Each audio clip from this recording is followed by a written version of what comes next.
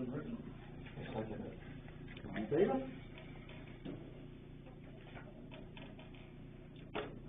So we have to do a chance to the warrant.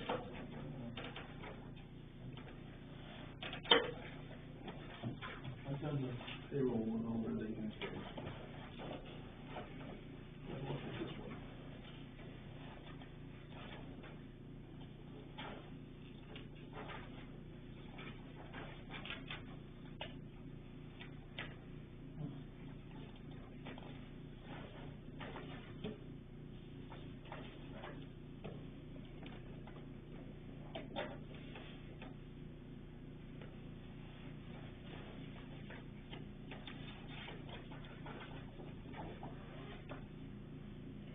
Kathy, does the library have any old bookshelves they're not using? No, very Well, good. his, Okay.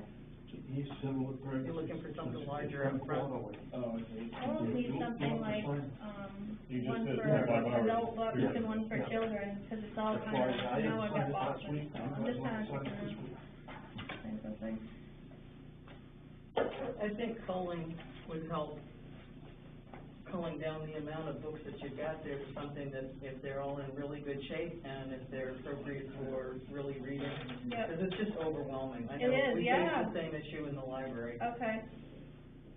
I hear you. I don't even know where the boxes get, all of a sudden you just notice there's like boxes there. Where did all those puzzle books and stuff like that? I don't know. I don't know. I You didn't- know? No. They haven't done the book pantry, what, 2 weeks ago, and they went like hotcakes. Yeah.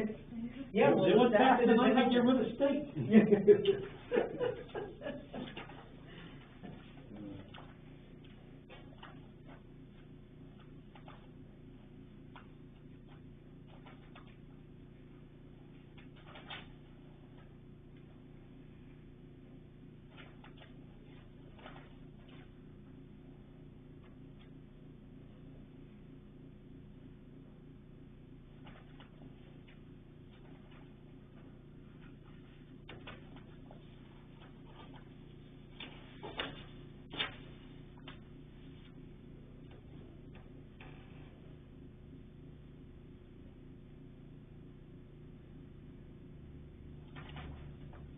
Well done, Stephen, Joe? Done, full taps, Yeah. washed up. Yeah. Joe had that too. Yeah, was that.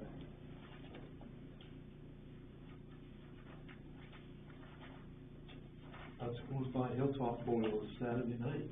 He's still running over there. On what Saturday night? Well, I think you could have, you know, you could still be doing it. I've had enough. Yeah. You know, I don't make a living doing it, I don't sell any, you know, I just, You do it for fun and family. Yeah. there you go. Yeah. You know, that's what it's all about to me. But you have a good time when you're doing it. I have a good time, and then at some point, I don't have a good time, and there's a tax.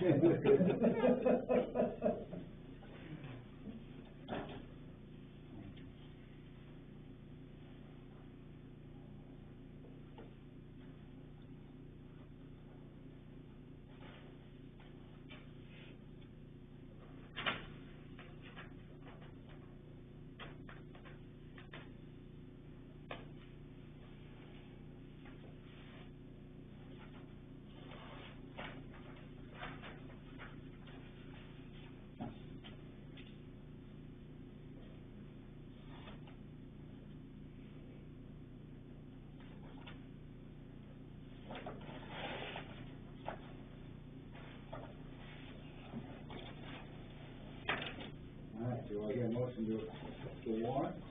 We'll move. I'll second that. Okay, all in favor?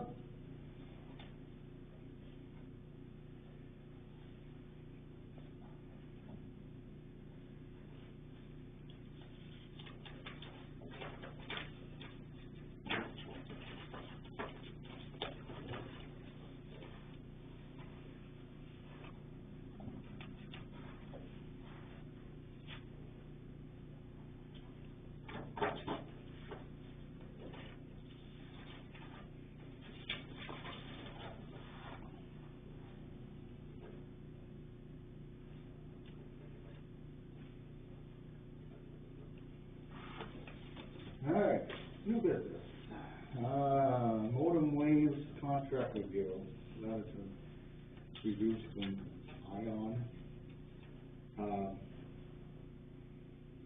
How different is this from, it's a better, I know we discussed this before, it's a better deal, Plus he could fix Deb's computer when the others couldn't, yeah, so, his hourly rate is a lot cheaper, $95 an hour versus the $125 with Ion, and it's actually cheaper than that if you guys wanna do a service contract, so, and that's all the services that he provides, Windows.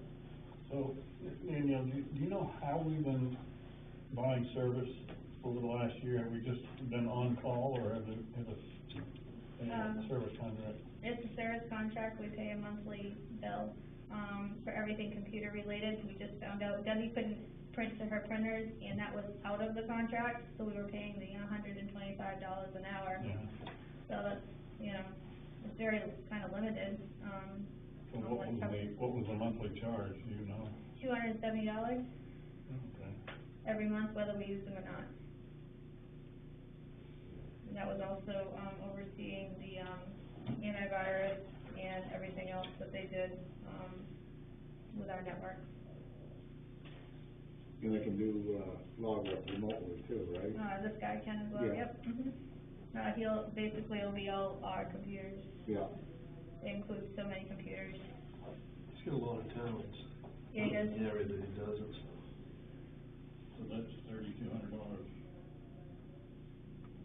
a year. Isn't that right? No.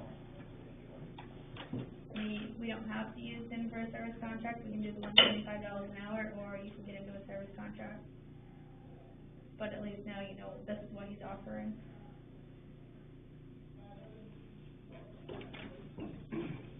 Terrible, I think.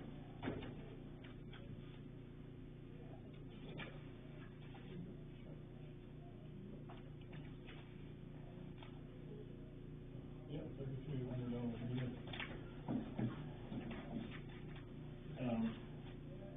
And so, does it say what the new, monthly rates are? Jim? The service contract rates are right at the bottom there. bottom of this, You can buy it, as I recall, you can buy it in lumps of hours, or you can buy it.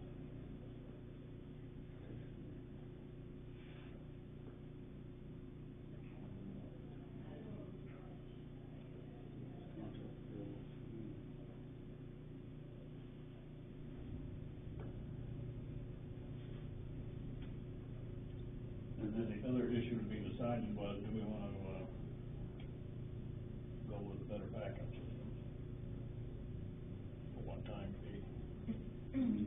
yeah, that's what I'd go with. Plus he was able to fix Deb's problem with the printer. In 5 minutes, and In it 5 took minutes. a long, days, different technicians to work on Deb's and so to fix it, so. Yeah. All at $125 an hour, because it was a printer. Hi, Vinnie. So what are the options there that we need to decide? Yeah. I think the guys had a coffee, Um, That's what I was looking for. So the labor and services contract is $95 an hour, and you can buy it, either in blocks of 20, 30, or 40 hours. And they're valid until the purchase time is used, or 12 months.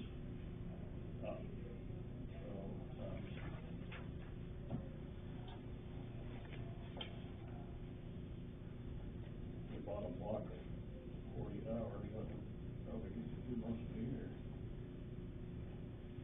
What, you think she needs 20 hours? That would What's that? be 3 hours each a month, right? 3 hours a month? Does she use that much?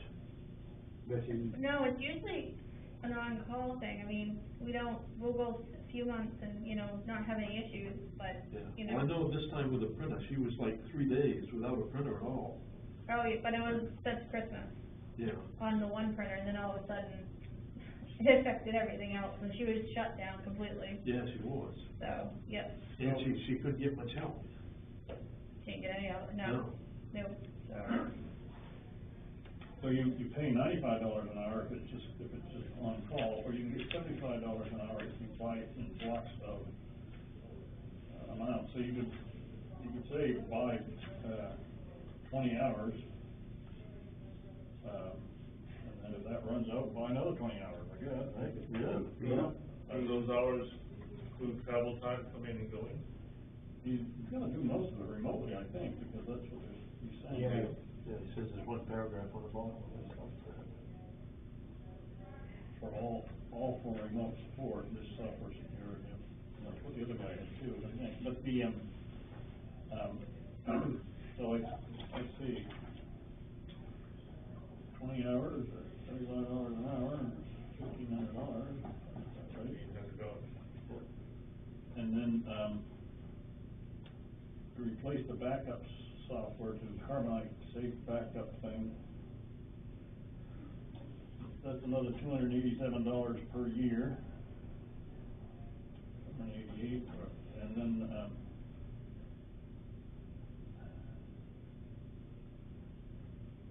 you can get more, 500 gigabytes for $600 a year, but I don't know if we need that. And then, Well, how big are our lines? What do we get for power? 20 gigabytes we get from the buy here.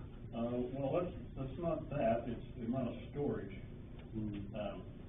Is replace the backup software to Carbonite Safe Backup Core 250 gigabyte plan.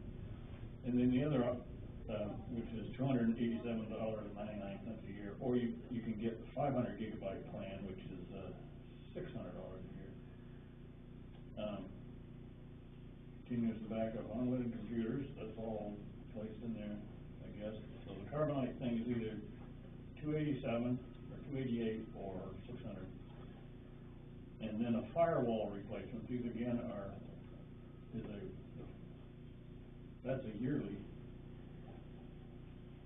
$1,500 yearly if you bought 20 hours. And then, the firewall, he's recommending we replace the firewall, which is a one charge, $475. That's still cheaper altogether. Yeah, it is. Then, replace the web root protection, which is like an internet, virus protection program for 5 years, that's another $190. So it's 12, 8, 16, 5, 9, 15, 14. So it's for about $2,500. You can get, this backup Carbonite thing and, a network firewall, which is a purchase price. So that would be a 1-year thing. You could add an extended warranty for it. And, web root protection for 5 computers, so forth. So, your thoughts? I think, we didn't get no service from the other people. And we're paying more for it, winning that contract. My vote would be to go with this one. Yeah. All right, so I'll make a motion that we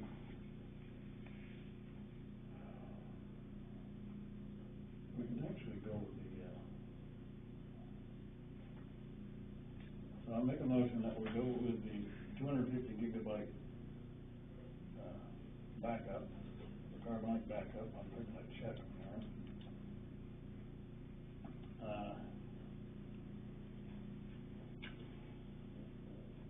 And the security firewall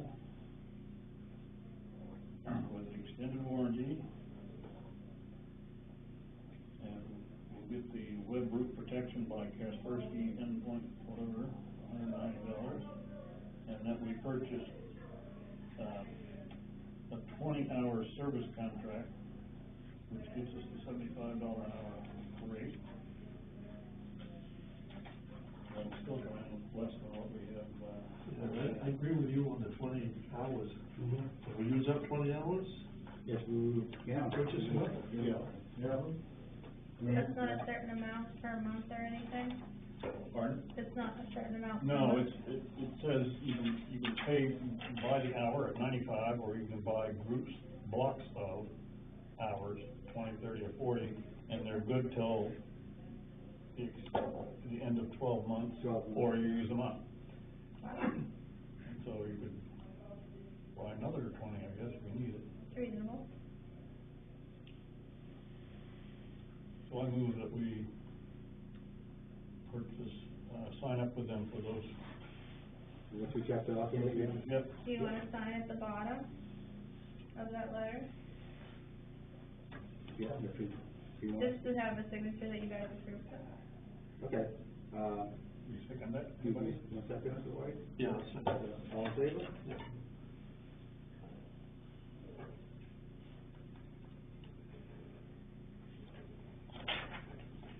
Just something I can send to him, but how Yeah. do you want to, about Ion? Notify them that we're no longer gonna use them. You want us to draft a letter or something? I can either email Conrad or do a letter, We're not under contract with him, though, are we? No. No. We just send him an email that we decided to go with another provider. Yeah.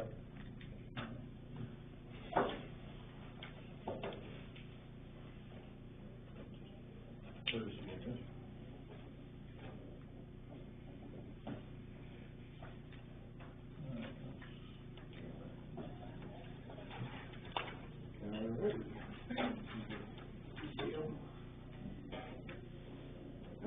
Trash service information. It's been requested that we put on I was just gonna pull up the email.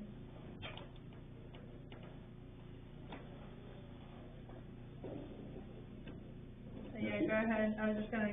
she wants us to put on the website about certain trash company that isn't service involvement anymore. Mhm. Okay. Michelle contacted us because the trash company that, and I'm trying to find that name, she said, I think it was it CIA? No, it's Casella. Casella, okay. CIA. A private trash company is no longer servicing Baldwin, for roadside, and she wanted me to put it on the Facebook page, the town's website, and was asking the town if they could, recommend another private service contractor. She said it was 28 miles round trip for Tri-Town, definitely was not doable for her, and she said everybody else, there's a lot of people that are in the same boat, it's a huge problem, and was looking for answers. So, I didn't wanna I was not comfortable, she wanted me to put on the Facebook immediately, and I wasn't comfortable because that has nothing to do with the town, that's a private entity, so I just wanted to pass it off. I don't know what you guys want me to do with it. We're getting phone calls too, of other people looking for recommendations for private trash companies. This is a problem you're gonna have.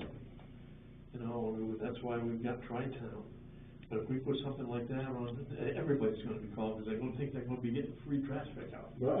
Which isn't gonna happen. Right. That's gonna create more of a problem than what it's worth. I think that, my feeling is, don't do it, don't put it on the website, you know. Okay. Let them do what they want. You can send her an email back, and you get in contact with the carrier that we use when we do San Polo. I did. Yeah, And I'd leave it alone. And that was the only one I was comfortable with, because we did use them for San Pond. Yeah. And I said we did have contracted with Mellons, but I didn't want to show favoritism on another company versus another one, so it just has nothing to do with the town. And, yeah, you can't make any, yeah, Joe. So, in Cornish, when there's a problem like this, people all write into the Cornish Facebook page, and they trash it all out. Yeah. How come we're not doing that in Baldwin? How come they're calling Danielle instead of, you know, I can post on Baldwin Facebook page, right? Yeah. You can, yep, that's Yep. what's been, Right. So, I mean, this woman should be asking other people in Baldwin. Right. You know, yeah, put it on Facebook, who else is having a problem, She wanted- anybody? Put it on our own site. She put it on her own site, she wanted me to post as the town, which was not like, I was not comfortable with that. No, you're right, yeah. So individuals can post information on the ballroom? They can, yep. Well, maybe she can do that. Just make comments, yeah, and just make, people Yeah. make comments on that all the Sure. time. She ought to, you know, before she made all the comments, she ought to come in here and sit down with us, so we can tell her some of the problems that have happened in the past and stuff. No, that's a good idea, Joe, I like how, how I did that. Practical. I was Yep. surprised at how many people there are, though, that contract for, with private trash pickup in Ballroom. Well, at first she said it was 28 miles round trip, and I couldn't believe that, so No, I I don't think Googled it it. is, but there- It's 10 miles from Fremont Avenue. There are a lot of people, Oh, though. it's 20, not 28. There are a lot of people, though, who do contract it. I got 3 neighbors that, you know, Ellen picks up the stuff from my neighbors there. Yeah.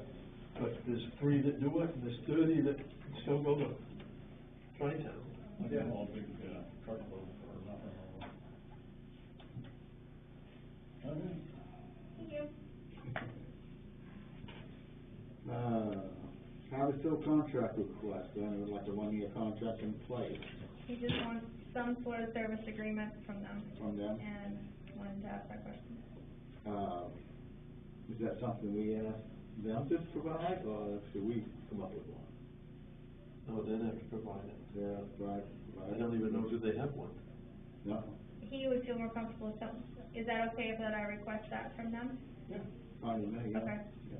You want to just do the 1 year until the next town meeting? Yeah. Until it gets renewed, Yeah. Yeah. And or changed? see what they come up with, they might have options or something on it, various levels of service.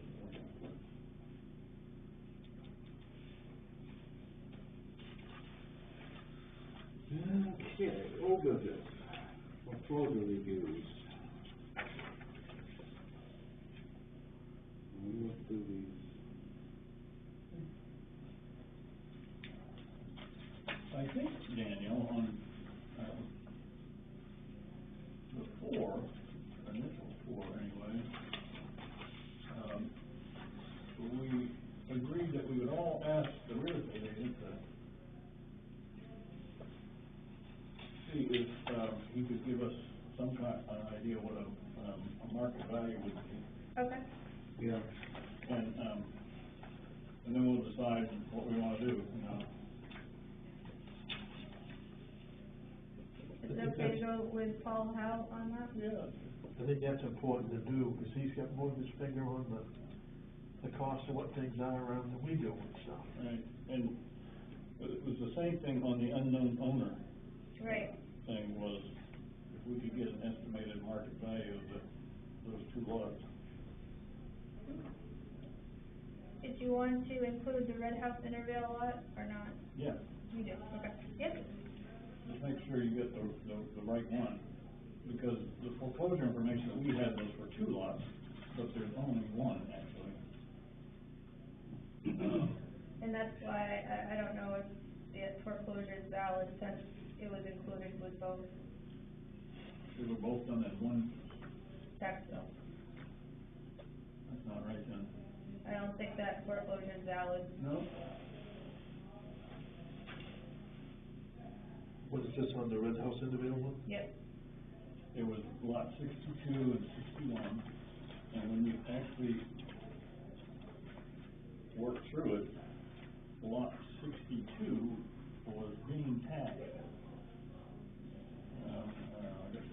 I can verify that, but in Trio it has the 2 lots Yeah, together. it's actually being taxed to somebody,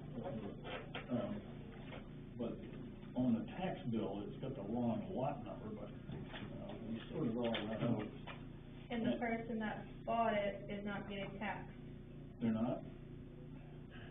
because that the lot that was transferred, I believe, is in the foreclosure file, in the merged together. So I think that's gotta get sorted out. Yeah, okay. 1 out of 4 is not bad.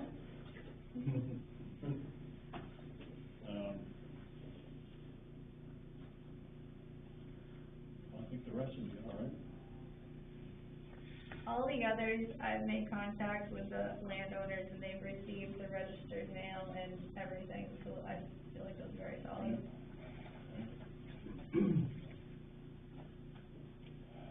Now, what about Castroville Ponds? Was we gonna look into joining some of those lots and then have it priced and, I don't know. for, You know, Mr. Anderson was, I've looked at that over and over again. And I'm not sure that we can give him any relief, because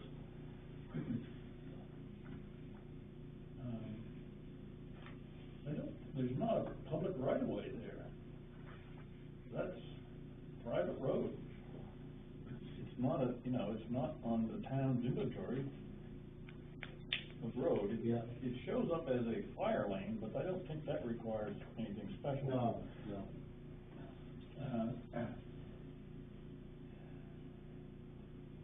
And, looking at the thing, it looks to me like they're just driving down the side of some, of the lots. And in some places they wander a bit with the split lots and stuff, the road, but I don't think that the town owns it, so even if the town gave them a piece of property or gave them a right of way, that doesn't necessarily give them a right of way across those other lots.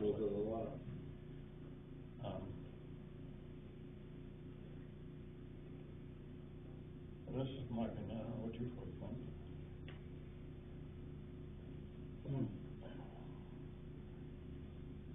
So what could we do? Just give them permission to go across town land? Why do we have to do that? I don't know. I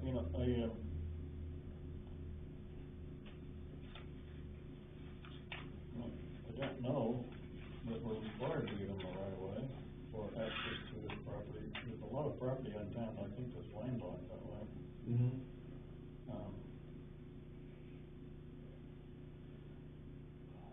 At least if you look on the maps, it appears to be. Did you find the historic aerials at all? Oh, yeah.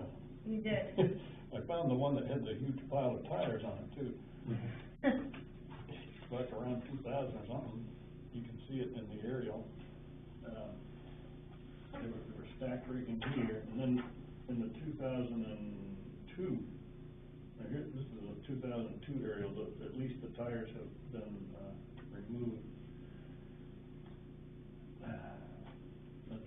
Looks like a winter shot or something. There's bits of snow in there and stuff. This must be the pile of tires down in here. That's where it was. It was right there. It was a huge one. Yeah, years ago, the National Guard came out and cleaned those up, didn't they? And you can see it in the aerial views. It goes back a few years. Use Google Earth application, and there's this little scrub line. You can work your way back through the years. Yes. Oh, yeah. And so this is the one from 2002. And the trees have grown in a bit since then, but that kind of gives you an idea what's in there. Yep. A lot of little houses. Huh? A lot of little houses everywhere. Well, those aren't houses. Or camps, whatever they are. I think some of that is snow. Looks like snow, yeah. But there's stuff in here, little houses and stuff. Some of those I think are gone. There's some trailers in there. There's a trailer there. This guy is still there, I think, and that one is too.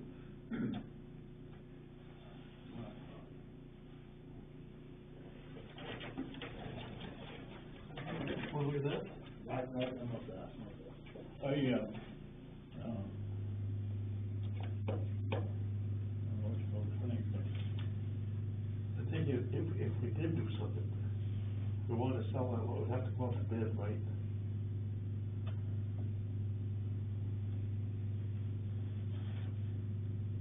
yeah, like, sure.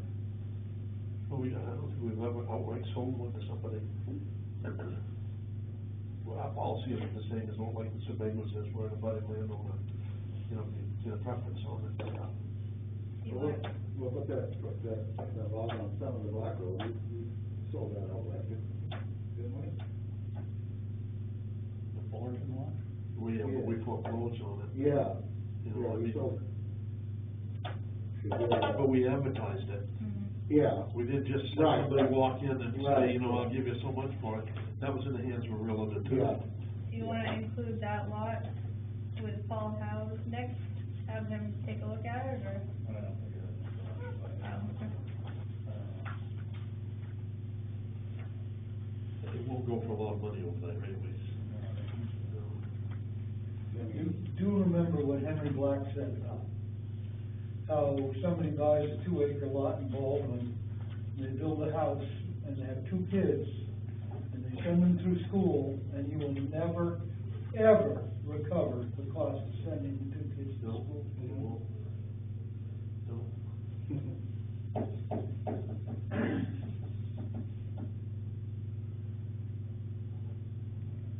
Again, my feeling is that before you do anything over there, you have a long-term plan of what you think you're gonna do. And, cause that will cut through, and cut off, this town-owned piece of property. Yeah. So 3 pieces This over one there is, together. I found this one, this is town-owned as well, although it's not in the, not listed in the commitment book, but if you go into the registry of deeds, he was foreclosed on, back a number of years ago.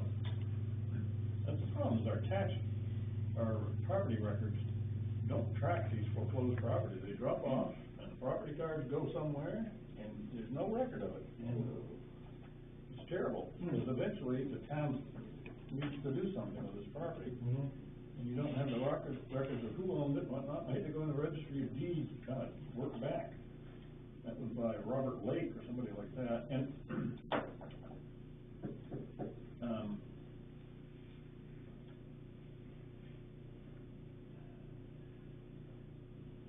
and it's the way with a lot of these.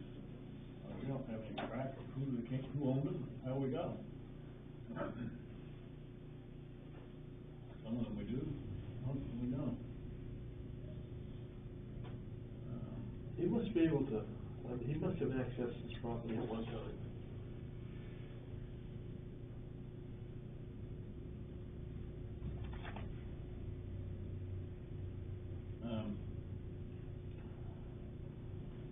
Somebody has been in there to cut it. So it's been logged in, here at least. See where they've been in there. From the aerial views, you can see where it's been logged.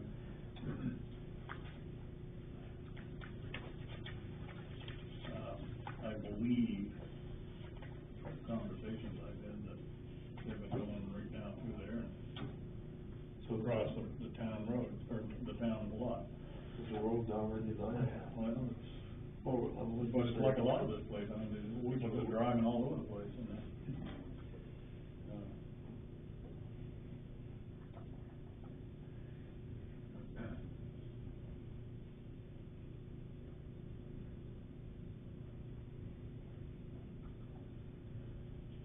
I think for the time being, I don't think I would, do anything. Unless you have an idea of what.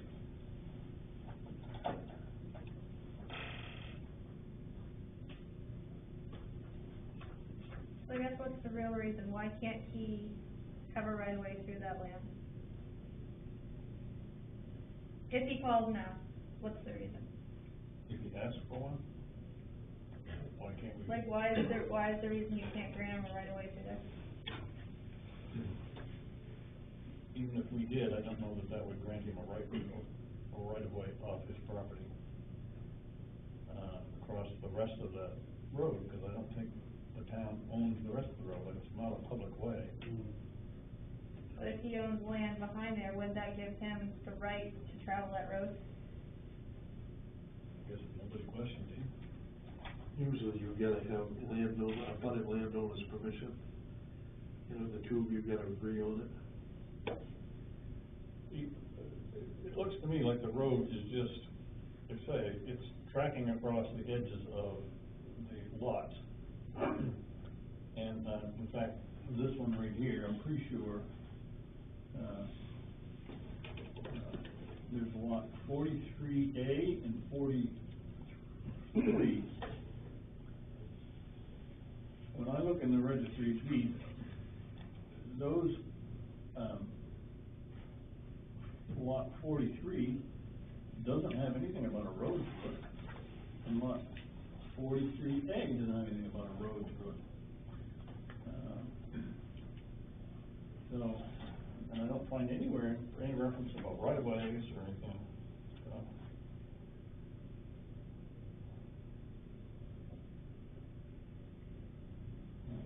How do you want to communicate with him when that's how you guys stand? Do you want him to come into the workshop, or you Yes, you could, yeah. don't really wanna leave the guy hanging? Well, I don't know that there's been a decision made one way or the other yet.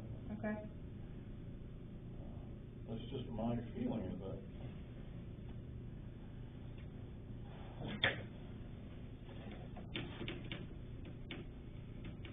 I just wanted to, give them written permission to go through the town lot there and use that. That would give them something. I mean, it doesn't give them the right of way, but I guess give them permission to go through across that lot and onto his. Well, you have to ask yourself why. Why does he need this right of way all of a sudden when he's owned the property for 4 or 5 years at least? Did he want something a 20-foot wide right away, or is he gonna put a road in through there? He never said, what the purpose was. Yeah, I remember when he was here, he wouldn't tell us either.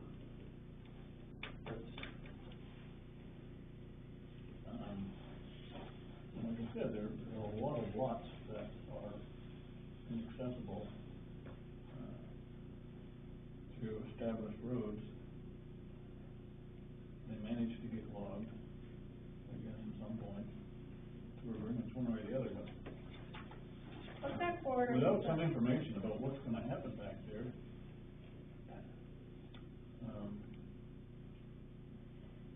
it might turn from something which is, every 7 or 8 years, someone might go in there and do some logging for a season, to something that's trucks hauling out of there every hour. Do you wanna talk with him next workshop? Get a little more information before we do anything. Yeah? Yeah. Okay.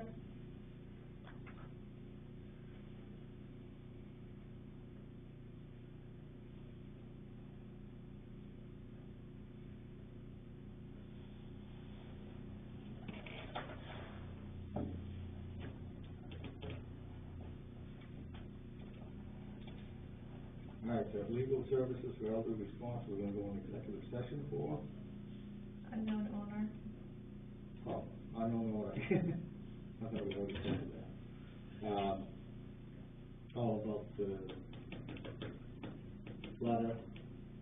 Do you want the To attorney the to heirs. continue contact the heirs? I'd say, yes, What is this now?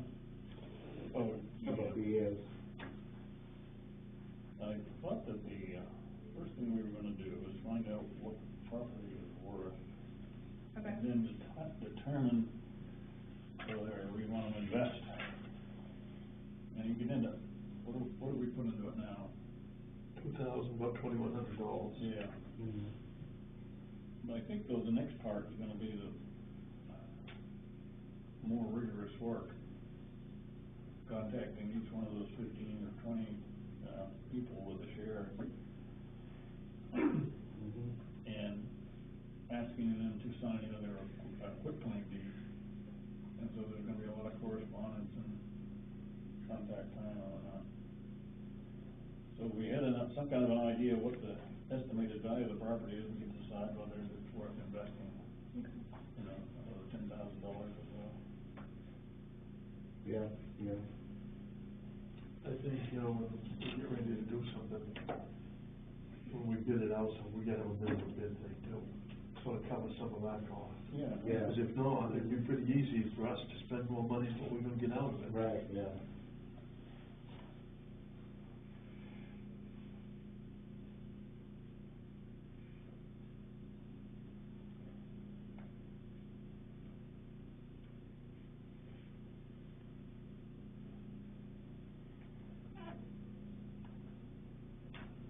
that 50 years, this piece of property? Yeah, it's quite long. It's been like town owned. Up on the end of the Anderson Road, way up on the other side of where Oh, Ricky Bay. that piece of land, you guys have been talking about that for, Chris Anderson started you guys talking about it. Yeah, how long ago has he been going? Yeah. Isn't there something about heirs, if they don't claim the property after X number of years, they lose their rights? So, yeah, what happened, the state law says if you advertise it for, it's been town owned for a while, but to just, outright take it, you have to, if you don't know who to send the tax bill to, and apparently that's what the issue has been. You advertise it in the Portland paper for 3 consecutive years, and after that, the town can sell it. But now we're at the point of, okay, so we've got a piece of property that we can sell. If we had it, just as a quitclaim deed, that's one value. If you had it as a clear title, that would be worth a whole lot more. Because people,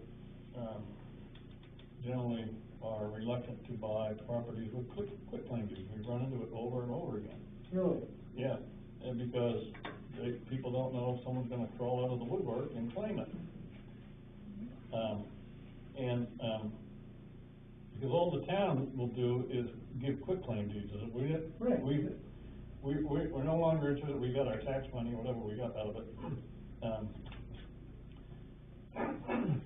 But people could still, I say, come out of the woodwork and lay claim to a piece of property, and that's why you generally don't get much from a piece of property with a quitclaim deed. And so it's recommended that if you foreclose on a property, you could get a quitclaim deed or a clear title from the owner of it. It makes it much more marketable, because the people who buy it don't have to worry about losing their investment. And that's what's at issue here is we've got some fairly good sized properties. I think the total is 60 acres or something, and I don't know what it's worth, something, right? It's landlocked, but there's people around it who are interested in it. It butts up against, at least one of the lots butts up against the solar farm project.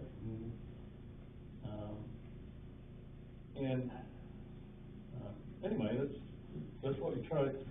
What's recommended is see what it's worth in a market value, and if you think it's worth getting these people to relinquish their rights to it, it would be worth more than if you just try to put it out for bid. Okay, well, thank you. Yeah.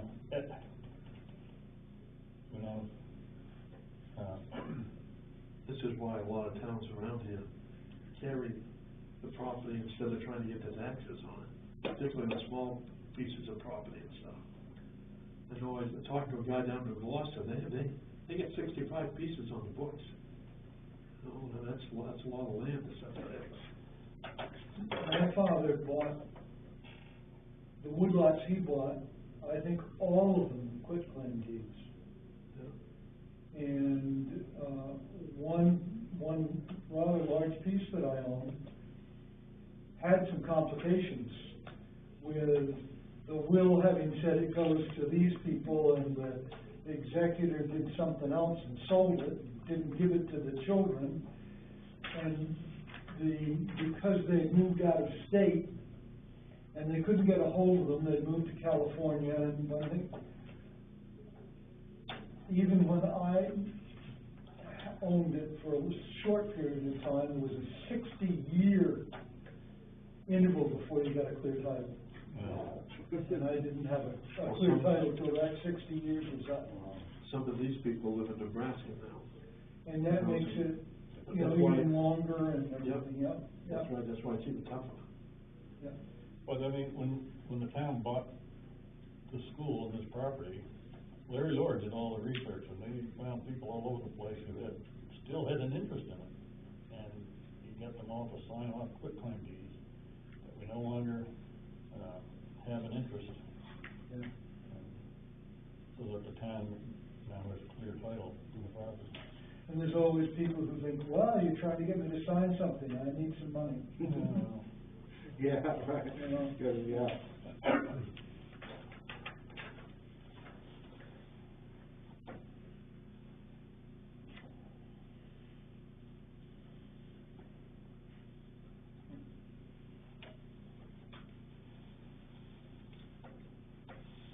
So that would be the next step, is that evaluated how much, We can see what, how much it's worth, worth, and okay. if we wanna invest, I see putting another $2,000 on it easy. Oh, I think it'll be more than that. Yeah, I do Yeah. too, by the time it's all done, and Yeah. stuff, but the 2,000 will go for, I think, it's pretty quick.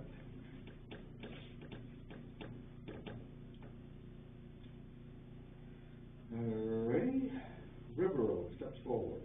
So do you wanna look into that in phases? I put together something on our email to everybody, but I don't have it with me. I have it on my desk if. Okay.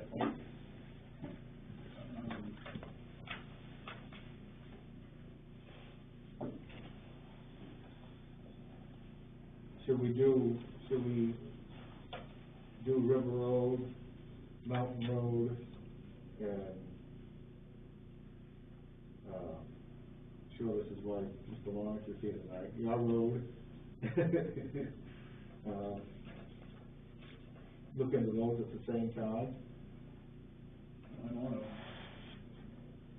to see what we, Mountain Road, I know, I was up there last one, and from Fenderson, right in front of Fenderson, the water runs down the road and icens up.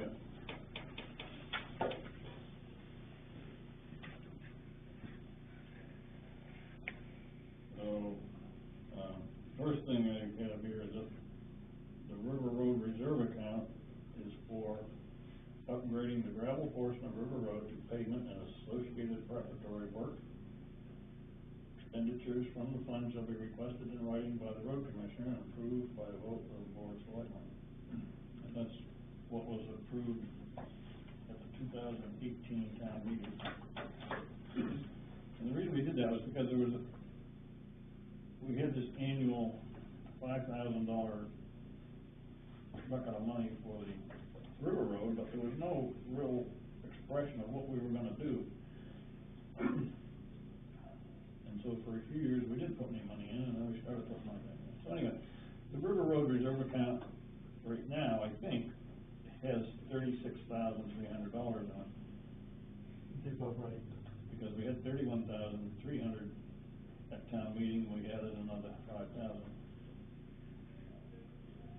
So, these are just some thoughts that I put down as a plan of action. Is that, this is, improve the existing road base. And you could improve the road base and then take a long time paving it. I think one of the biggest issues I've heard, we have gravel roads in town, but the one I've heard about that one is that it has some serious soft spots in it. Yeah. And so you could have it just as a separate thing to do is to improve the road base. And then pave the rest of it in series as part of the overall road maintenance program. So you might 1 year pave a portion over here, over there, and then do another road in town somewhere else with, the paving thing.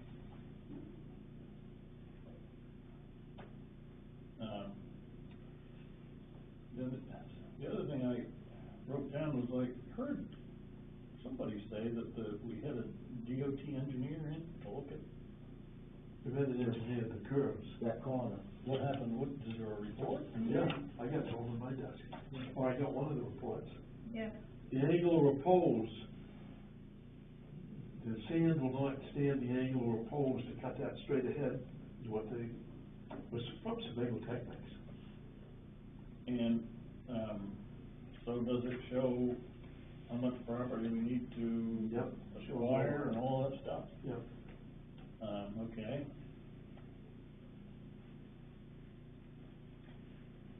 So there was a question of where's the report? Dwight does it. Yep. No, we have it electronic. Yeah, I bet you got it too. And so then I had just a list of actions: obtain an engineered plan to improve the road base, the culverts and whatever.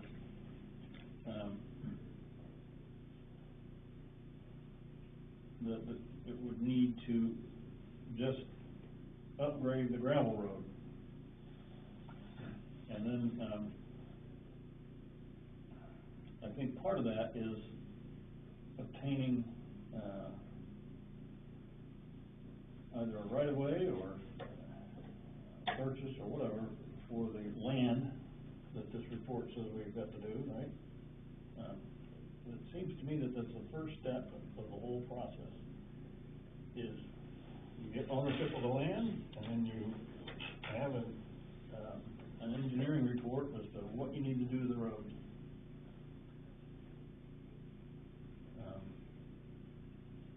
And you can do that, you know, you can upgrade the gravel road in bits, pieces, or do it all at once, whatever, I don't know, you know.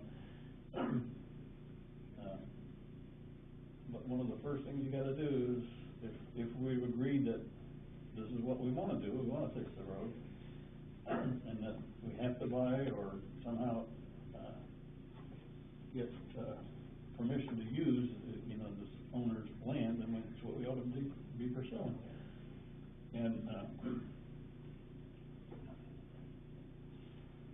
And then, they say, once you have a plan, what you're gonna do, then you can start phasing it. You'll have some kind of an idea what it's gonna cost you, hopefully. Yeah, it's gonna be expensive, but, you know, it's, every road in town should be receiving some kind of attention. And, right? Mm-hmm. It might not be every year, it might be every 10 years, but I know, when I first moved here, Chase Road was a mess. Mm-hmm. My daughter was walking down the road and broke her ankle, so, you know. Really? If you just weren't watching where you were putting your feet, it was just chunks of asphalt. Oh. And the snow plows were thrown onto the lawn and everything. But if it gets into part of the overall repair plan, then at least, you know, once every 10, 12 years, it ought to have some kind of attention. Mm-hmm. And,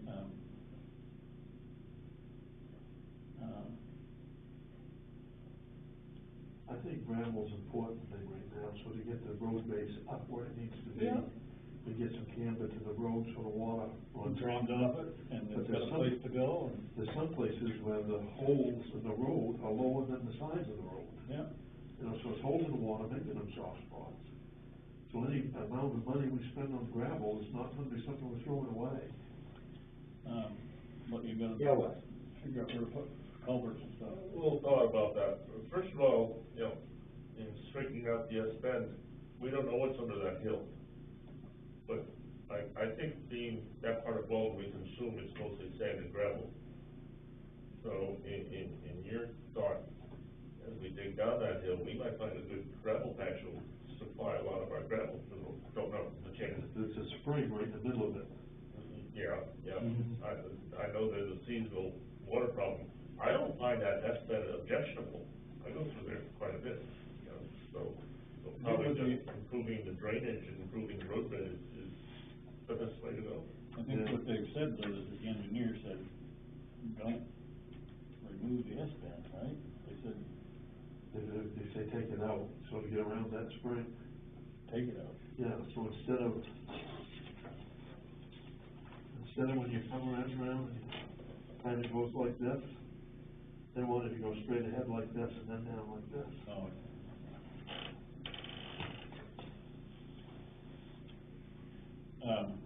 So anyway. No, that's why we need that land right there. Yeah, well, it gets away from that spring. Yeah. I know they've dumped a lot of rock and stuff in, on that spring there is and stuff, they've beefed it up quite a lot. So what it, you know, it looks to me like the way forward is, land acquisition and then some engineering work before you even start digging. Mhm. And there is a fund of money to move in that direction. Yep. Don't know how fast you'll get there, but, $5,000 a year, we can take some small steps. At some point, though, the thing needs to be put into the regular maintenance program, and, we spend $150,000 a year paving roads. That money doesn't have to go to paving, it can go to repairing gravel roads. It's not just paving money. If it meets a certain criteria. Huh? If it meets a certain criteria, the state money you're talking about? Right. Yeah, there's a whole list of what it has to fall under, it has to be categorized, so. Yeah, I think that it has to have a certain amount of use. It has to have a certain amount of base if you're grazing a road and stuff, as Yeah. long as we code it correctly, yeah. So, I mean, there's something that we as a town can handle it, soon as we contract it out. Something with equipment big enough to haul stuff in there, and bulldozers and plugging road. There's also been money left over in the summer budget, the last few years as well. So, Yeah, good, that's in reserve account, right, in summer. they don't spend all that they have either that's appropriated, so maybe some of that could go towards this as well. Yeah. But again, as you mentioned, there are other gravel roads in town that need attention too. Mhm. And,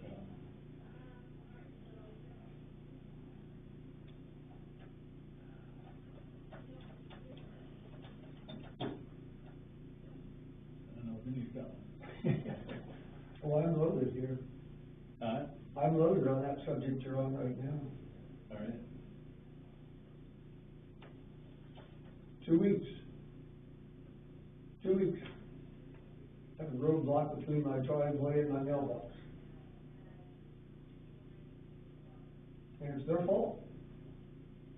But I don't want to get into your agenda, I'll wait. Yeah, okay. All right. So, I guess the way forward is, what your opinions are, but we need to initiate some contact with people, landowners. Like, I think something can be done quicker. I mean, I do two things at once. Yeah. Negotiate some stuff and get some of these low holes filled in, and, bring the road up a little way and stuff.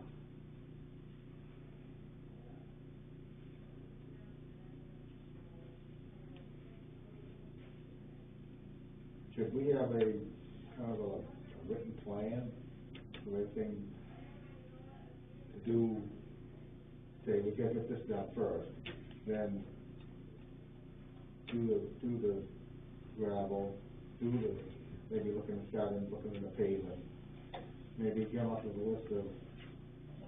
I know how I would approach it, which is I would, acquire the land. Yeah, I mean, We've already got just have a written plan of the steps that we should be taking. I mean, in case, one of us, all of us won't be here another 10, 20 years, and the list will still be here. And we'll still be working on it. Still be working on it, yeah. Yeah, I mean, it's, say, this is what we need to do. So I like to see a certain plan, an organized plan. I can draft something up. Yeah. These were just some, a list of things to talk about.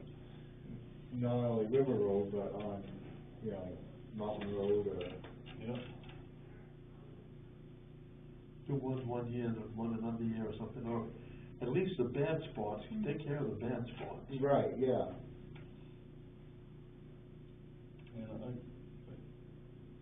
don't see why you can't contract it out, some of the work. Well, you're gonna have to. They're gonna have to. We don't have the capacity to haul and fill what we need. So, all right, well, I'll draft together a series of steps. we already know what the pavement's gonna cost. I figured on 4,000 yards of gravel, you know, so I mean, just that right there is like $220,000. That don't include the spreading it out and stuff. Doesn't include putting culverts in. No, you're right. So before I start putting any gravel down, I have a design done that says, put a culvert here, there, wherever. Before you put them down, you wanna make sure you don't have to dig it up later to put a culvert in. You know what, I've seen that happen a lot. Yeah, I know. City of Portland, City of Westbrook do it constantly. Yeah. They'll pave an area, then dig up a water line the next day, right where they just paved. All right, I'll put something together. Okay.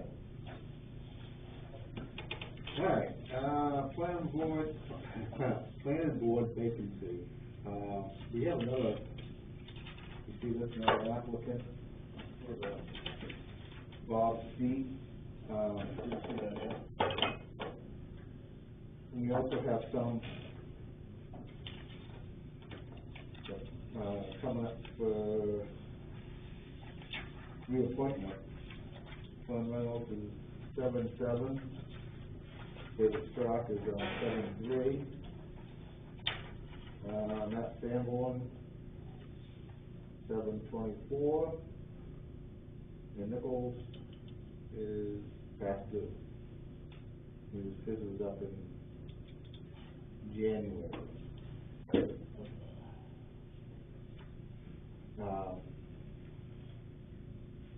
I think if we have Danielle contact these people, if they're still interested in, and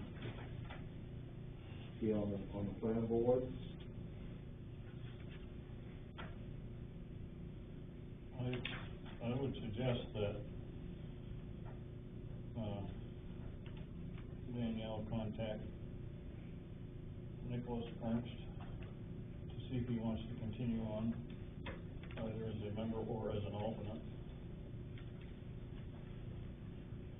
And if he does, we offer him an appointment. Matthew Sanborn's, appointment is not expired yet, but, I think we should ask him if he wants to continue.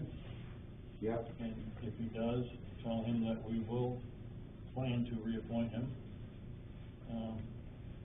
Same way with David Strock.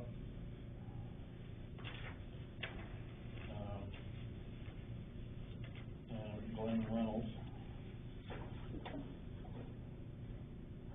So that people have an idea of whether we're going to be calling on or not.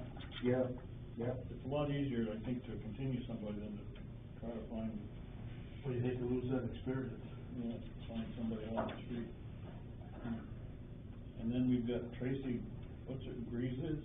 How do you pronounce your name? Grise. And, this gentleman, Don Sharp.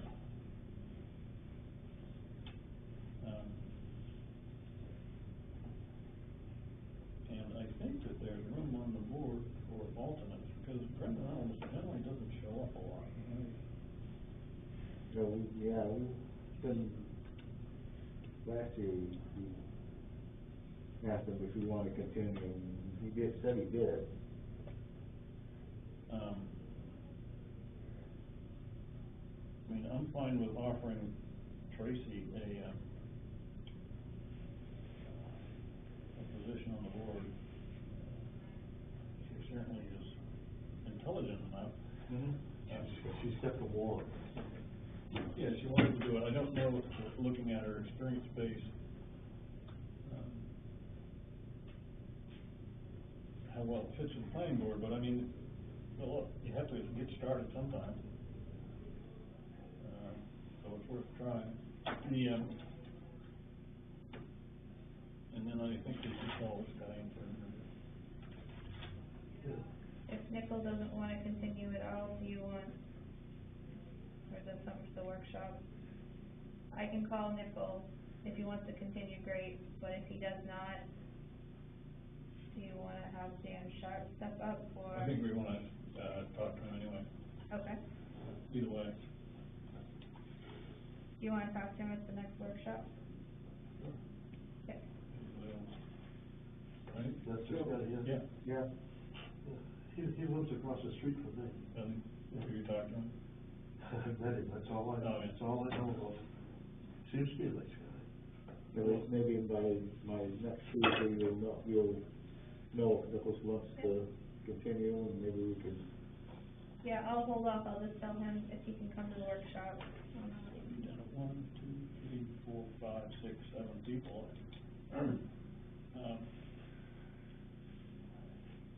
You need that number of people, because sometimes, Glenn is in there, but he doesn't come to a lot. you know, when it comes time to a vote, sometimes you don't have enough for a quorum. That's right.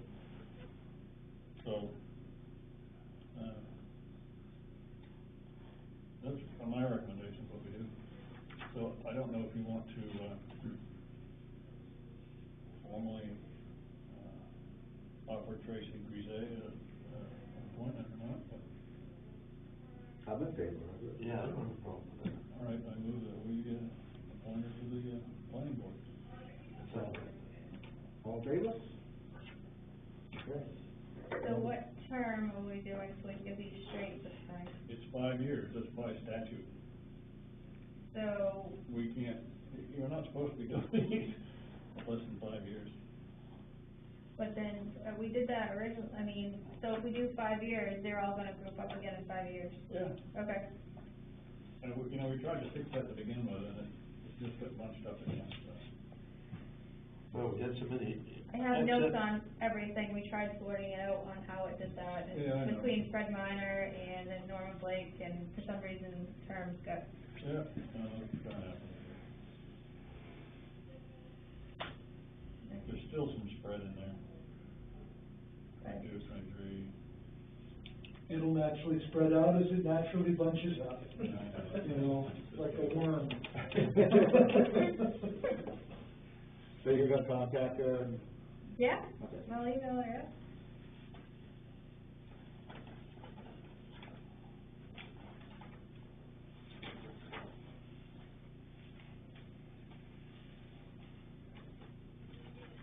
Alrighty.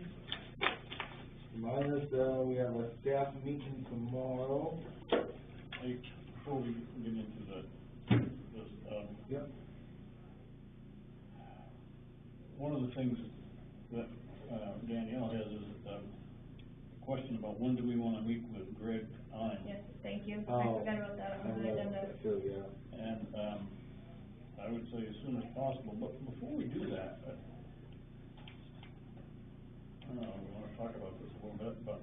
I think 2 o'clock's fine. I have a client to see at 8:30, I have a committee board meeting at 10 o'clock, I have this one at 2 o'clock, I have a school board meeting at 4 o'clock, and I have a corner select meeting at 6. Tomorrow. Busy. I think 2 o'clock's just fine. Okay. So, here's the question though, I think, and maybe she would, before we go very long, we will expend the $2,000 that, Glenvale has allocated to us. And we might be able to get through the first meeting with that or not. But, we gotta decide what we're gonna do. Because we can't be on again, off again, talking with, the attorney and inching our way along. What I'm trying to get at is, we ought to just say, we're not gonna go forward with a TIF unless they pay for our, consulting fees. Outright, whatever it takes. We're looking for a lot of money from the town, is what they're doing. Yeah, they want us to support them. That's right. They can support us. And so they ought to pay the way to get through this process, whether we do it or not, but, to bring us along, we ought to just outright say, look, you're gonna have to pay it. Gee, And we're spending $100 already. And she cleaned the slate on that. I know she did. Yep. But is she gonna let us have 1,200 more, or, she kind of balked on that a little bit, one way or the other. Right, yeah. Wishy-washy through Yeah, that. but like Bob's saying, 3 hours, and it's gonna clean the rest of that right up. We don't even know the rate of this guy yet. Oh, yeah, we do. What is it? $330 an hour. I didn't see that. I got it wrote down somewhere. This attorney is $330. From Drummond and Woodson, they're $330 an hour. Can I confirm that with him? Yeah, you can ask and just see what the rate is. Just to have that record. But, you know, because if they're not gonna do that, we can just shut it down. Yeah. I mean, I felt like that, I cannot- all along, Bob. They want something from us, they should be paying for it, so. yeah, I understand, and I mean, we don't need to be, taking advantage of them, but, Right. I think she did kind of. there are, I've read through a number of, town websites where they actually have developed TIF policies. Mm-hmm. And TIF policies generally say that the company that's pushing for the TIF pays, for the consulting fees. Yeah. We don't have that policy, but I think as a select board, we can say, we're not going forward with this until we are sure that the expenses are gonna be paid. Right. And that's not a commitment to do a TIF, but it's a commitment to talk about it in good faith. If they are earnest about investing money in it, so. If I could suggest, if I were in your position, knowing that the next step after you is a special town meeting, because you can't make the decision. Right, right. Right. I would suggest that at this point, at the point when you start to talk to the lawyers, you advertise that meeting and ask anybody who wants to come, because that covers you. Right. You know, just, that way, you know, like, they get to town meeting, well, you had your opportunity, we aren't springing this on you, we aren't, there was no hidden agenda, we didn't, you know, all that stuff. I can't do that, Yes. there's gonna be a hearing before that and whatnot, it's gotta be. Like I told you before, I've already had 2 people call me, they don't like it. That's why you open it up, Yeah, let them talk, exactly. let them talk. So- And that can really run up the bill too. But, before we get to that point, we need to have somebody come talk to us, tell us what the processes are, it might tell us you're just wasting your time even talking about it. Right, right, But, Standish won't even entertain us. well, yeah, it's, say, if they want it, and they believe that it's in the interest of the town, they ought to be willing to put the time and resources into at least trying to educate us. Because I don't, I don't think it would pass right now. Mm-hmm. Right. People don't know enough about it, and there's no way of knowing that it's really worth anything to the town in the long term. Mm-hmm.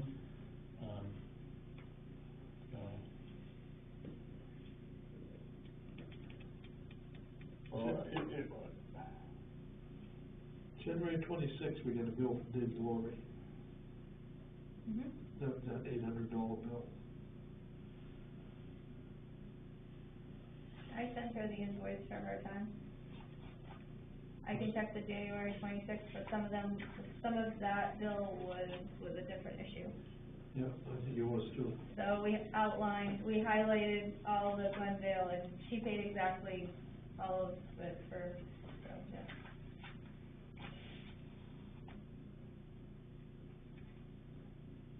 See, they thought $2,000 would take care of all the attorney fees. yeah, right. Yeah, I said that too. I don't know how you ought to coach this, but, I'm thinking that we need a motion to express,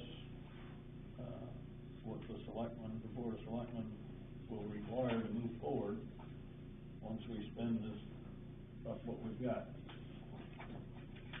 And, so we've got about $1,200, right, that we can. Yeah. No, I thought she has 2,000. So we still have. We still have She waits, yeah, she said, Yeah. it didn't include David Lloyd, she was She- putting in another 2,000. She cleaned that slate clean. And, Right. Yeah. He said we'll start all over again, so we still back up to 2,000. It's kind of one of the reasons I asked, Lisa, Raffin to put something on the table. That's why she's not participating, because it's not ready for what you requested. And, you know, if we had something on the table, we could give it to, Greg M. and say, does it look like it's worthwhile or not, you know, is it worthwhile moving forward? Do you wanna I wait? don't- She's I don't gonna think- provide it the 20th. I don't think we ought to go to Drummond and Woodson until we get that from them. So, well, maybe that's what we ought to do, is just, She's gonna have we one got of it the for him. so Jill was not ready for tonight, so she wants to be on the 20th agenda. So maybe we should wait and see what she's gonna provide. Let me know. And just, you know, the more meat that we have that someone can bite onto, the less, wasting of people's time and money. yeah, So, so it's 2 weeks from today, so, perhaps before we make any grand statements, we should wait and see what we get. Is that an agreement? Okay, yep, I mean, that's, but that's my sense is, you know, if they're gonna go for it, they've gotta pay for it. Yeah. So don't set anything up with the lawyer yet, right? Don't set up a meeting, let them know that we're waiting for some more information that we can provide them.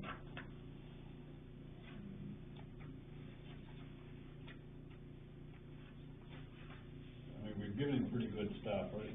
I don't know if you've seen it, but it was, a lot of the material from Glendale.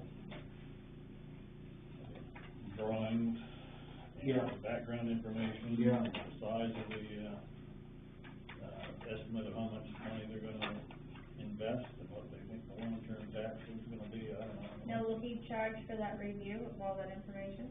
Probably will, yeah. We talked to Ben too, but he couldn't even give us a, you know, looking at how many units this would be, what the tax would be.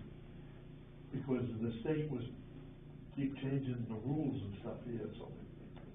I don't know how we can come up with a value on it. Well, If the assessors can't value it, how can we value it? I think what, Greg M. asked for was, what is the current assessed value of the land? Just for land? Yeah. I forwarded him. And I just, took the information off the Glendale, information that said there was about 110 acres, 90% of that involved, and divided it out by the rate per acre that Steve Estes is paying. I think that's with tree growth on it, so that would have to have a little windage put on it. And that it comes out, you know, 92,000 or something like that. But what it's worth after it's got solar panels on it, for someone else to decide. Yeah. Well, that's why I asked Ben to look ahead and see, you know, what it would do for the valuation of the town and stuff. But he wouldn't touch it right then. Yeah, it's gonna be hard to say.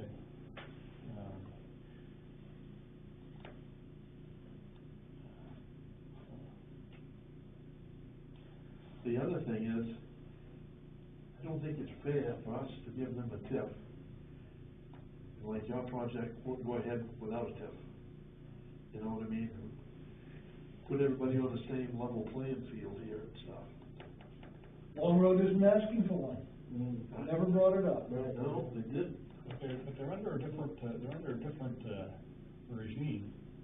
Yes, they are. Yeah. And the amount of acreage and stuff, they're just under the whistle and stuff like that. But still, I mean, if you do one TIF, you're not gonna do two TIFs. I don't think anyways. I don't think you should worry about what Long Road about Long Road and the tip, I think it's beside the point. I think so too. I think you look at each project, and, I believe that the Long Road project and the one down there is, have their own taxing arrangements and their own, economic, way of proving themselves, and the town is going to get some increased value from both of those. And, it's gonna have an impact on schools, our school share and everything, but, I think there will be a net plus in tax revenue. It won't be what people think, you know, it's not gonna be, if you get a $12 million solar array, first is, it's all tax exempt. And so the town will receive back from the state 50% of what that's worth. But then they're gonna come around and take a bunch of it right back from you, and increase school funding. Yeah. And increase county taxes. They will lower the revenue sharing amount that the town gets, so, you know, they estimate that you get maybe 20 to 30% at best. I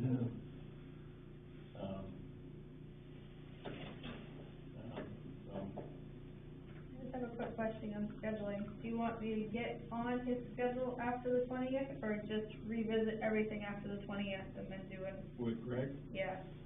I just tell him that at this point, we're waiting for some more information from Glendale, and as soon as we get that and give it to him, then we'll talk to him about scheduling a meeting. Okay, thank you. But we'd like to have him something to read and to understand what it is that they're proposing, so that he can at least start to advise us. It's, beyond that, it's just a hypothetical. Great. Now, can he advise us either way, the good side and the bad side? Hopefully. Yeah, that's what I hope. Yeah. He's just getting all the information on what's going on right now. And that's what we're paying for. Yeah. Not knowing anything about TIF, or not very much, Glendale is about 4 times more than Longwood. So probably benefits Glendale quite a bit more, and Long Road is probably a pretty good situation. So I don't know, guesswork. Yeah.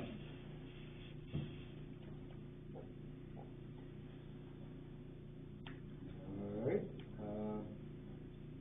planning board Zoom meeting Thursday, April 8th. Are you guys, okay, Go ahead. Joe, are they talking about going in person at all, or are you guys just still going with Zoom? We haven't talked about going in person. Okay. I'm gonna skip over the public question comments first before we go into executive session, so we don't hold anybody up. Vinny, what's up? Were it possible, I would like to have you gentlemen join me on a sidewalk up there. I mean, I can explain my perspective on what's happening, but you'd see it right away.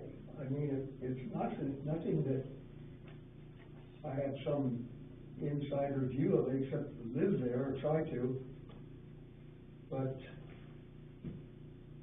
I've never seen the part of the road that's causing the most difficulty right now anything close to what it is. I mean, this is clearly a situation that has been created by those who are supposed to maintain the road. I mean, you can't have an unsurfaced road up there on a mountain and let the ditch fill up so that the water is just running all down and across your road. And then they are raking the road to ruin by bringing these rocks up there and spreading them everywhere. And that's the only thing they ever do. See, that's why I think if we're doing something on the river road or that, they ought to be using processed material instead of a bank mud and gravel. Because if not, you're gonna bring these big rocks up. Oh, it's bedrock now. It's bedrock. Where it's been washed down, that's all it's holding. I mean,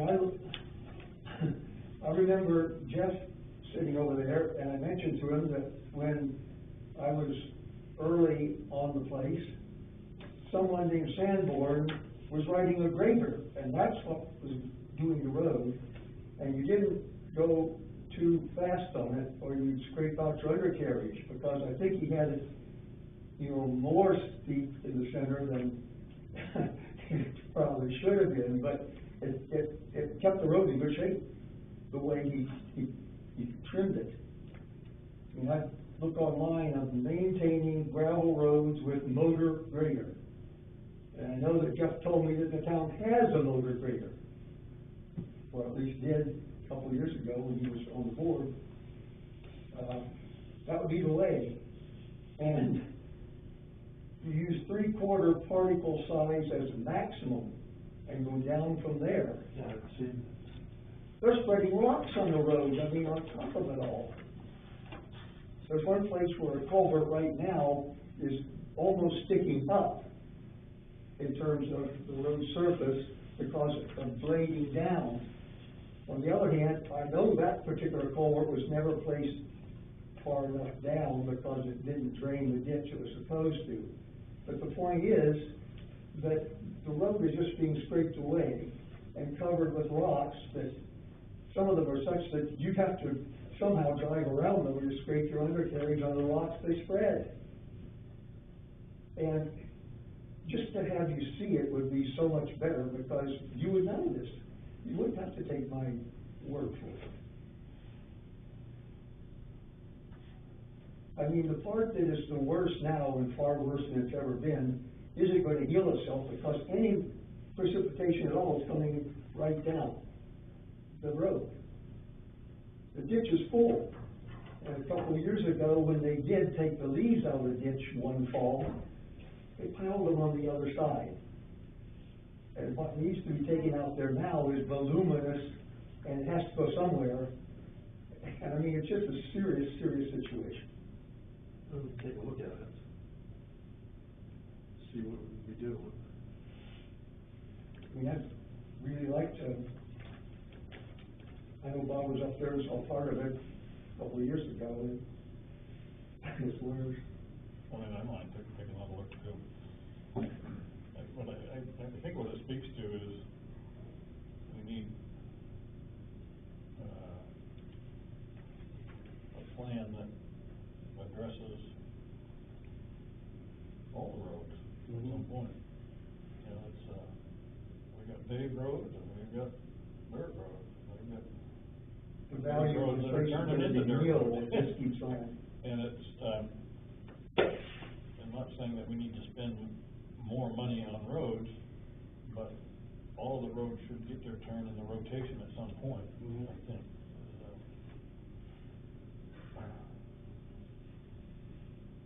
So, not to give anybody the idea that we're gonna fix the river road real quick, but.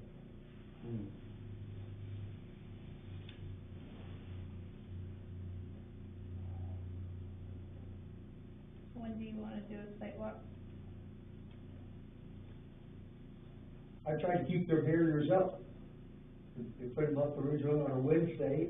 They got through Thursday and Friday, but then came the weekend and they were torn down and all kind of traffic went through the mud. Staving the road up even more. Well, I thought it did even more, but it didn't help it at all. I mean, when they closed the road, I was coming back from Portland in my truck from having it aligned.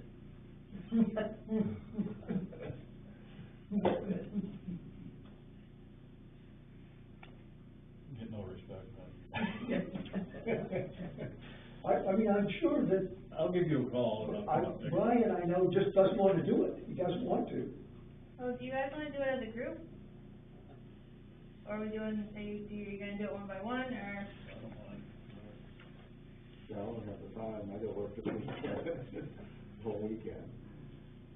I mean, you and I can do it. Yeah, I mean, we're tied up tomorrow at 2. We can do it tomorrow. Well, I've got a cousin coming over tomorrow, but Thursday or Friday, or? I just wanna have it, when you guys Friday, I'm come. tied up. Are you Friday, Yeah. Thursday? If you do it together, then do you have to advertise it ahead of time? I don't think we're gonna talk about that. We can just go look at a road. I'm just being a smart ass. There's them people out there, there's a holdout over your head, though. Mhm. You know?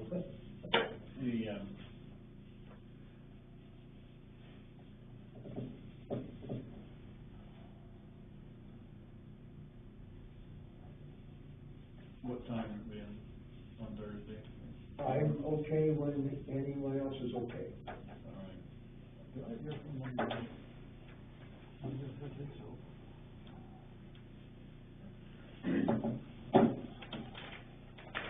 Yeah, I'll put it in my phone. So, Thursday, I April? don't even know what my, that's my home phone number. oh, Where's that too? I don't even know what my cell phone number is. You don't call yourself? I have it. I know it's 776 something.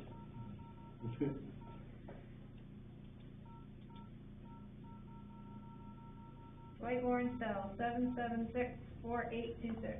Okay. That sounds right. all right. I'll get with Mike at a time when we can go out, and I'll call you when we're ready, okay? On Thursday.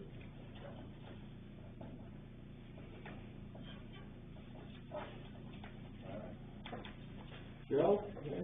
Yeah, I got two things. Yeah. At the, last week, you guys were talking about the Maine Community Foundation and the voting sign. And I didn't say anything because I wanted to think about what I wanted to say. Okay. So, my family has a fund in the Maine Community Foundation. And we give away $50,000 a year in Baldwin, but also some surrounding area. For instance, we are the major funder of the Quebec trip. This year we're going to help put on a roof on the East Baldwin Congregational Church. Really? What else are we doing this year? Oh, yeah, we're gonna, help with the air conditioning for the library. Mm-hmm. We're funding all of that. And, you know, some other minor things, but some pretty major ones too. So, we have a grant cycle. It's a yearly grant cycle. And you look up PF Fund, that's the Pierce Family Fund. And the application goes up at the beginning of January, and February 2nd, it is clean right off the board. So you got that window of January to apply. Yeah. And then we meet around March 18. Around then, March 18 was my father's birthday, and that's how we as a family honor him, that we meet that way and make our decision. So when you guys talked last week about it, I didn't have any money. I won't have any money to help you guys out for another year. Yeah. But I just thought I realized I had never talked to this group of selectmen in that way. And that you ought to know what the rules are, and we're trying to get the money to organizations and people here in Baldwin. Mm-hmm. So, there you go. Right. The second thing I wanted to talk to you about is roads. Well, actually it is, Sand Pond Road. I went down Sand Pond Road today, and just past Babe's Lane is a stove or a washing machine or something over there, and there's 6 tires over there, and there's a baby seat car carrier, and there's at least a truckload or more of junk that just, you know, they got past Babe's Way and it went off to the left and the right. Yeah. There's a chair, a big easy chair, and last year I took a truckload of junk off of about the same area, and it was maybe 2 years before that I took a truckload out, and I keep doing this. And, I can only take 2 tires at a time, and there's 6 to 10 there right now. And I know, Dwight, you mentioned 3 years ago, the possibility of maybe closing off San Pond Road. So I won't be here asking for you to pave it, you know. But, right now, you've got people on either side of that road who'd be agreeable to close that road off if we could put a gate up. Because I wouldn't get the trash and the junk and the tires and everything if there's a gate there. You know, my sister's 78, I'm 74, you know, at some point in the next, you know, I'm not gonna be the one who's gonna be able to say, Right. you know, what's gonna go on. And who knows what our heirs are gonna wanna do. I mean, you know, 610 acres and 250 house lots, maybe, you know. I mean, you know, now's the time to do something. Other than that, I'll say, can you guys give me a hand getting those tires out of there? And I can't lift that, you know, washing machine or whatever it is all on my own either. Is there any chance the town can help me clean this up, clean this mess up?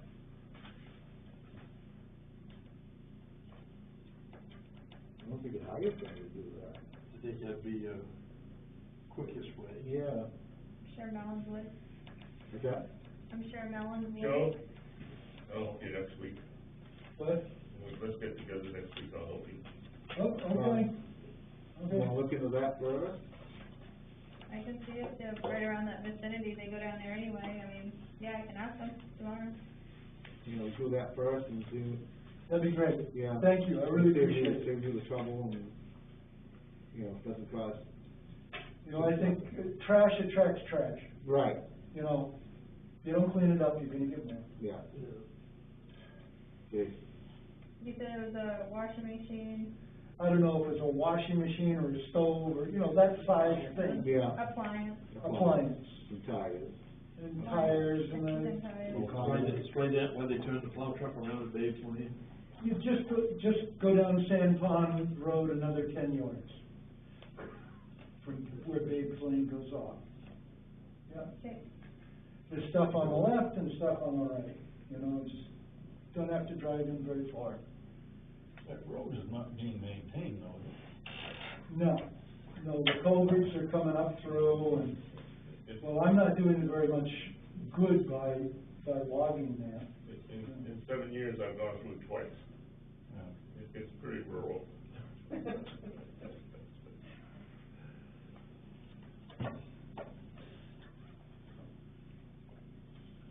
It gets its use in hunting season. That's really when it gets its use.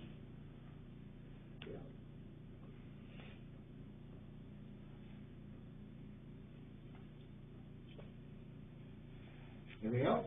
Nope, that's it, thank you. Kathy? I'm not sure if anybody came to the town to ask about using the field for May 1st for Norm McKinney's Celebration of Life. Yep. Stevie's Okay. been here. Yeah? Okay. And, so the, community auxiliary is gonna be, providing something to, you know, help out with that. We're planning to see what's needed and how to best go about doing it. They were saying about a tent, everything's gonna be outside, but we thought if we treated it like we did the town meeting, people are, you know, taking things away. It'll be May 1st, so a little bit different than inside, but trying to be respectful of distances and. I talked to Stevie, I just happened to be up there the other day when he was here. Okay. I told him parking's gonna be a problem. So get a hold of the fire department or something, see, because they've helped us out Smart, you know, 2-3 times, just Right. done a good job at it. yeah, yeah, okay, And then, you're right, I mean, I think it was the 26th of March, you opened stuff up a little bit more. yes, And I don't know just what the next date is, but as long as we stay within them boundaries, Yeah. I think we'll be fine. okay, all right, I just wanted to make sure you guys were full. Yep. Okay.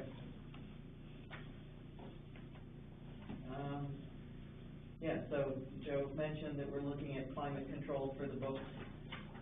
We've had 2 different prices, we came down to one of them. Looks like it's a good thing to do. We've gotta do a site walk with the engineer from the company and figure out where things can be placed outside the building or in through the walls to the building to make sure that, you know, things are taken care of properly. I want things to look tasteful, I want it to be efficient, and as cheaply as possible within reason. So we're working on all that part of it. Their handler isn't doing enough now? Well, it does okay with dispersing the air, so as far as that goes, that's fine, but it doesn't cool or dehydrate the air. And so the summers tend to be a problem. Now, we put those double plastics in all the windows out in the old section. What a huge difference, a big saving in heat, and last summer it was not as hot and humid as it could have been. Mhm. So that's all to the good. So we're thinking that this will not be too much of a hassle to do. We think it'll work fairly well. And that's about it. Thanks. Les, you got anything? Yeah, I mentioned the 2 things at the beginning of the meeting about Phil and about Fremont. Yeah. Last week, he asked me to look into nature wilderness, I've begun to do that. He's shaping up the pool, he hasn't been able to do anything because it's frozen, but he says he has to tear up the terrace around there to fix the electrical and everything, and at the same time, he's finishing up his certification to run a public pool, so he has to do that with the state too, so. Pool probably won't open until about June 15th, but, and I'm gonna see him by the end of the week on more details and stuff, so I'm getting there. Yeah. Last week, I made a little mention about land available and about Habitat for Humanity. Mhm. I made a soft call, talked to fellow Chad, and, that we might have some land out here. And I said, what do you need? Or he said, well, we're building 8 houses in a subdivision down in South Portland, paid $400,000 for the land. I said, how much is it? He said, well, I said, it's about an acre of building lot. He said, no, less than that, so about a half an acre. So for $400,000, 8 homes, you got 4 acres, $100,000 an acre. Yeah. Or $50,000 per building lot. And I said, well, up here on a road front with electricity, you might spend close to $15,000. He's a little bit interested. Should I drop it, or should I go a little further to keep the communication open? Well, I don't know that we have land right now that we're offering lots, Mhm. you know, that have been foreclosed. I'm not making any feelings, I'm just feeling them out, what they want, let them know what's available, you know, what's possible, does it fit them? You know, he says 2 acres, that's our building lot, it'd be nice. I said, do most of you people, that you build for need public transportation? So no, not necessarily, and some have cars and travel, could be, so.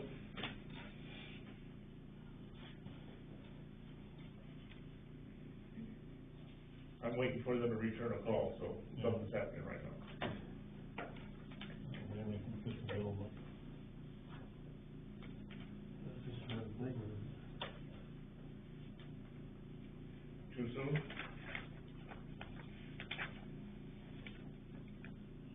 Just feel them out, Yeah. see what they're gonna say. I'll tiptoe. Yeah. Okay.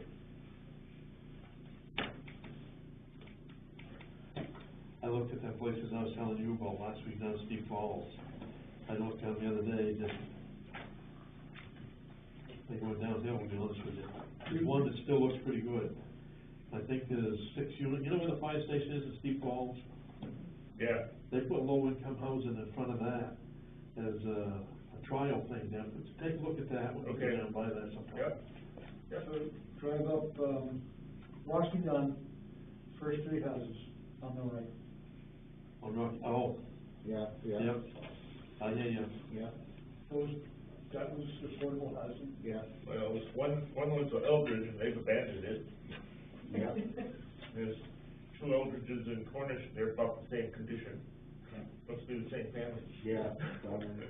I'm under conditions, I don't know. Is that first one on Rocky Mountain, is that, The bad one was the Eldridge, right? then you get one that Cole's in, with the lady who had cancer, he Right. fixed that up, then you got another one that's an Eldridge. He's cleaned it up a little bit, it's probably the best of all three Eldridges I know. One of them just fell down, let's have the rescue unit come help them up, right? I don't recall that. Yeah, it was about a week ago. Oh, don't know anything about it.